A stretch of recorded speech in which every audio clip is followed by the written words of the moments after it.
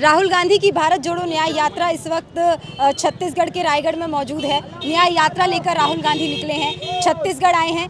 कैसा महसूस हो रहा है और न्याय की इस यात्रा की कितनी ज़रूरत थी? न्याय की यात्रा आप लोगों ने देखे होंगे कि जिस प्रकार के हमारे पूरे देश में सांप्रदायिकता की भावना को बढ़ावा दिया जा रहा है और हिंदू मुस्लिम विवाद का मणिपुर की हिंसा आप लोगों ने देखा है। चाइना ने करीब हजारों मील को कब्जा कर लिया है, उसके बाद भी कुछ नहीं हो पा रहा है। आप जहाँ जहाँ देखेंगे बीजेपी की सरकार नहीं है, वहाँ को सीबीआई, ईडी, आईटीआई सारा रेड कराया जा रहा है और नेताओं के ऊपर ज़बरदस्ती का एफआईआर कराया जा रहा है। शिक्षा नीति की बात करते हैं, उन्होंने आज तक की पूरे देश में एक ही शिक्षा नीति लागू कर, अभी तक शिक्षा नीति लागू नहीं हुई है।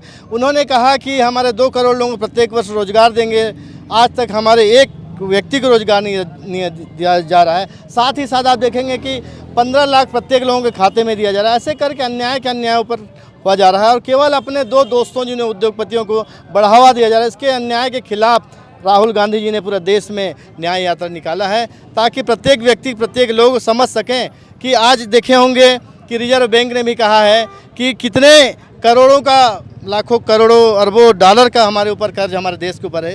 ये सबको लोगों के सामने आना चाहिए, प्रत्येक व्यक्ति तक पहुंचना चाहिए, पब्लिक तक पहुंचना चाहिए। इसके लिए हमारा न्याय यात्रा ये जारी किया गया है। राहुल गांधी और प्रत्येक व्यक्ति समझ रहे हैं, प्रत्येक पब्लिक, प्रत्येक जनता समझ रही है कि आज हमारे न्याय की आवश्यकता है। बीजेपी की सरकार, मोदी की सरकार क्या कर रही है उसको उजागर करने का काम हमारी न्याय यात्रा के माध्यम से हो रहा है। आपने देखा होगा कि 2011 में जातिगत जनगणना हुई थी, उसके बाद 2021 में होनी थी और इन्होंने जानबूझकर जातिगत जनगणना, उनको सरकार जाने का भय है, इसके लिए उन्होंने जातिगत जनगणना अभी तक नहीं कराई है। आप देखे होंगे कि जातिगत जनगणना के आधार पर जैसे ही बिहार में जातिगत जनगणना उन्होंने तेजस्वी यादव ने उठाया, आप देखे होंगे उनके ऊपर कार्रवाई की गई, सरकार को उनको गिराया गया।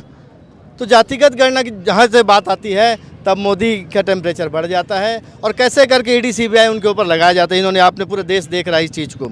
साथ ही साथ मणिपुर हिंसा की बात आती है, आप देखेंगे मणिपुर में 1700 घर को जलाया गया है, उसके बाद आज तक मोदी जी की उपस्थिति वहाँ नहीं हुई है।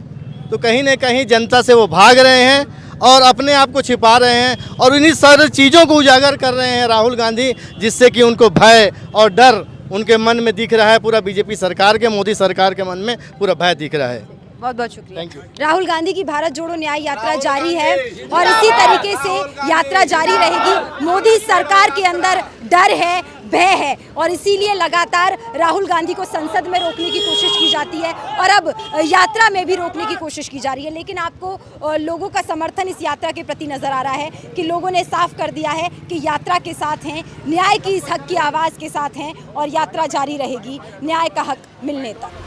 न्याय का हक मिलने तक।